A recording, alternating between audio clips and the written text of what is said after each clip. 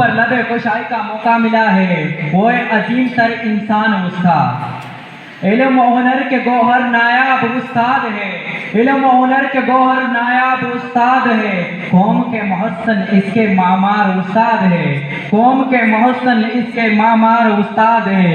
میں کیا خراج تحسین پیش کر سکوں گا، میں کیا خراج تحسین پیش کر سکوں گا، میرے ساری لفظوں کی وجہ اساتذہ ہے، میرے ساری لفظوں کی وجہ اساتذہ ہے۔ صدر علی وقار، آج میرے تقریر کا عنوان ہے عظمت اساتذہ۔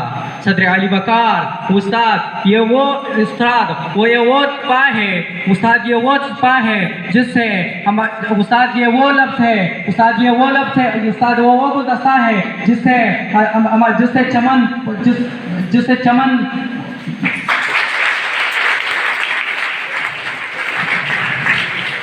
جس سے پورا چمن معطر ہو، اور وہ ستارہ ہے جس سے پورا آسمان منور ہو، اور وہ ستارہ ہے جس سے پورا آسمان منور ہو۔